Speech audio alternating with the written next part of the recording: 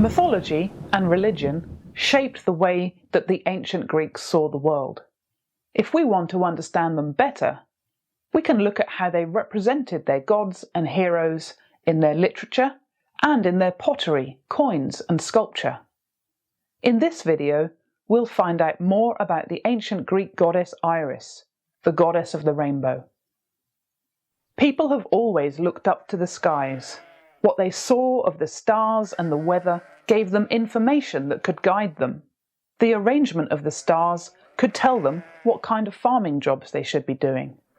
Signs from the weather were also a clue about what to do. Unusual weather could be read as a sign from the gods telling you something was coming or that you should stop doing something. Rainbows are an unusual weather event, especially in Greece.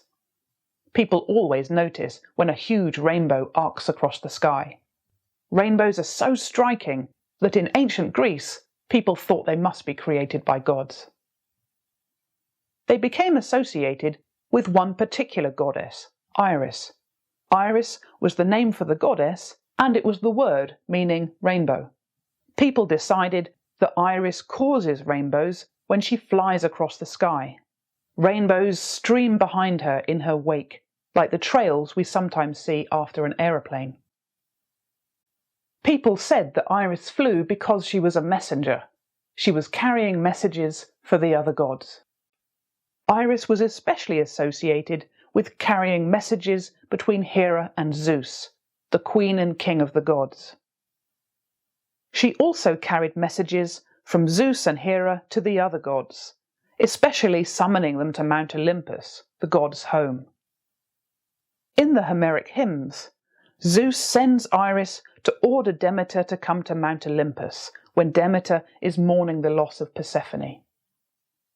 In the Iliad, when Zeus wants the goddess Thetis to talk to Achilles for him, Iris goes down into the sea to summon Thetis, and she returns with her to Olympus. People also said that Iris brought messages and orders from gods to humans. At Troy, she appears to Helen in a human disguise. Iris persuades Helen to watch Paris and Menelaus fight a duel and fills her with longing for home. Later, Iris takes time out from a celebration in Ethiopia to carry Achilles' prayers to the gods, asking for help lighting Patroclus' funeral pyre. Before the modern age, it took a long time to pass messages. Professional messengers might run with a message along hot roads and over hills and mountains. For longer distances, they might travel on a ship overseas, but it all took a long while. These days, we have fast postal and delivery services. We use phones and computers to talk across long distances, and we send emails and messages which are delivered almost instantly. Before all that was possible, imagine how much people would have liked the idea of passing messages quickly. Think how useful that would be, how magical it would seem. No wonder people imagined that the gods could do it. This vase is decorated with an image of Iris. It was made in Athens in the 5th century BCE. It's a hydria vase. That means it would have been used for fetching and carrying water, and it has a third handle on the back to help with lifting and pouring. The vase has been decorated in a red figure style. It has been made from red clay. The clay has then been covered in black slip. The shape of the goddess has been left blank, so the red clay colour shows through and stands out against the black background. Then the details have been filled in, and in some cases scratched into the slip. The person decorating the vase has positioned Iris so that her spread wings can be seen clearly. They're the thing that makes her so special. Sitting them on the shoulder of the vase really emphasises their importance, and they look great. Some other Greek deities also have wings, such as the goddess Nike. We can tell when we see Iris rather than Nike because Iris will usually be holding her herald staff, called a caduceus.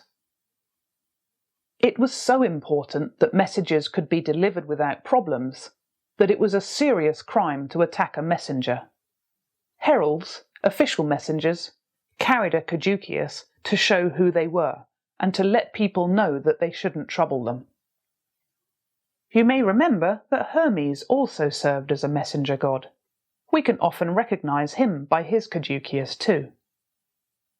So when you see a female figure with wings and a caduceus, you know you're looking at Iris. We've heard that the ancient Greeks thought that rainbows were caused by Iris flying across the sky, and we know that weather events and other things in the sky could be interpreted as a sign, a message sent from gods to humans. Ancient Greeks knew that rainbows come when there is rain as well as sunshine. This would often be before a storm. While in many cultures rainbows are a symbol of hope, in ancient Greece it was a sign that trouble might be coming. Seeing a rainbow might be a good tip to get your animals somewhere safe before a storm started.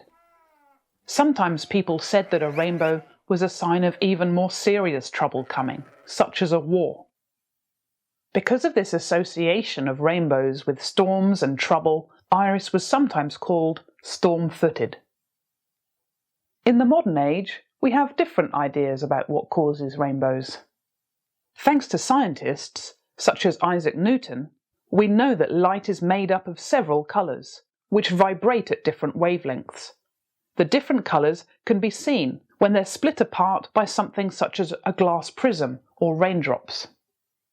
When it rains on a sunny day, the raindrops split the sunlight into its different colours. The split colours spread out in every direction, and our eyes interpret that as a curve, a rainbow of colours. So there are different ways of thinking about what causes rainbows. Even so, because Iris is so famous, many languages use her name, Iris, for words to do with colours and rainbows. In English, we call the coloured part of the eye the iris. You might know this kind of flower, an iris, which gets its name for its brilliant colours. Something that has rainbow colours can be described as iridescent. There is also a very hard metal called iridium.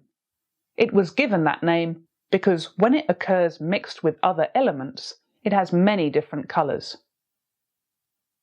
Next time you see a rainbow, spare a thought for Iris, the rainbow goddess.